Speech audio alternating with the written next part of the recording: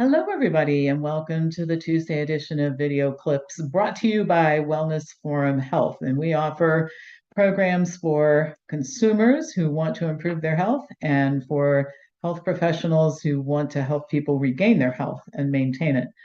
So, a couple of announcements. Our next free tour, and what that is a tour of our websites and our video platforms, and a free Q&A with me is October 9th at 7 p.m.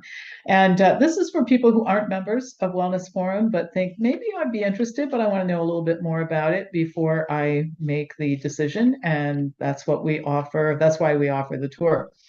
And then don't forget our upcoming conference. Another speaker who we are featuring is my long-term colleague and expert at behavior change, Mary Marshall, who is going to do a really thorough review of these new weight loss drugs that everybody's talking about, benefits, side effects. Is there any merit to them at all, or do you just best stay away from them? And what's driving their use? So anyway, if those things interest you or anything that we do, send me an email at pampopper@msn.com. So today's video will be about cancer, since our Prevent Cancer campaign is still going on. Remember, it goes on till the 15th of October, and you sign the pledge to learn about how to prevent cancer. And you get 3 gifts from us: a $100 gift card, which you can apply toward 50 different options, including our virtual fall conference.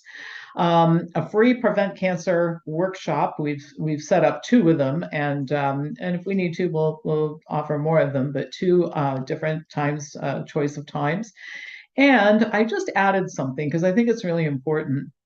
50% off of our Cancer 101 course, which consists of 13 lectures on everything from cancer causes to alternative treatments to how to survive a really dire diagnosis. And there are assignments associated with this series as well, which you can either complete or not. If you do, we'll grade them. We'll give you a certificate of completion. And if you're in some type of health-related or coaching business, it might be meaningful for you to have it. So anyway, today I'm going to respond to a viewer's question this week. It's important because there's so much misunderstanding about this particular issue. The person asked if there's any truth to this statement: cancer cannot exist in an alkaline body. Okay, so lots to talk about here. And the first thing is the human body is not alkaline. Blood pH, for example, is slightly alkaline at 7.35 to 7.45. Saliva, highly acid, 6.0 to 6.5 is the range. Urine is acid at around 6. The stomach is highly acid at 2 to 3.0. And your gut microbiome is also slightly acid because, and that's good because an alkaline pH in the gut promotes the growth of pathogens. So when people tell me they want to alkalize their bodies, I hope they don't succeed because they might not survive the experience. The body carefully regulates itself. Blood pH below 7.35 rarely happens, and it's life-threatening. Likewise, it would be life-threatening for blood pH to be significantly higher and above 7.45 for any length of time.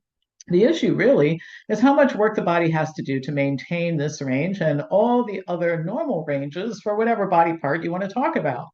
So just looking at blood pH, if you consume considerable amounts of high acid load foods, like too much animal foods, reverse osmosis water, high protein diet, your body works really, really hard to keep your blood pH from dropping below 7.35. It may even borrow electrolytes from the tissues and bones in order to do that. Drink a whole lot of super alkalized water, and your body has to work hard to prevent alkalosis. Urine strips, by the way, are useless. Urine pH is not an indicator of blood pH, and it's highly variable due to factors like what you've eaten recently, supplements, drugs that you might be taking. The only time that you really want to measure urine pH is if it's suspected that you have renal disease or a respiratory disease or certain metabolic disorders. For measuring your blood pH, actually not so good. Now, here's a myth that has to do with cancer.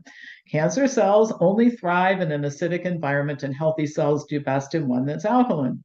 Well, I have news for you. Leukemia and lymphoma survive and thrive in alkaline blood at a pH of 7.35 to 7.45. So that is a myth. So what do we conclude from all of this? Well, pH is important, but your goal is not to alkalize your body.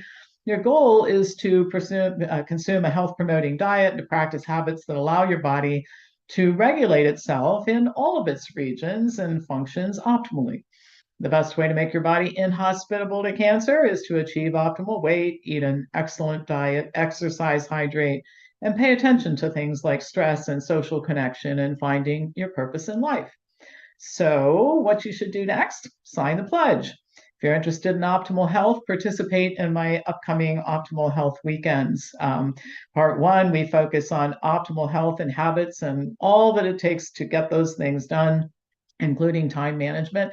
And then we cover all kinds of confusing issues like supplements and intermittent fasting and what is really the right exercise program and all that sort of thing, all carefully referenced. It's a Friday night, Saturday morning, Saturday afternoon session.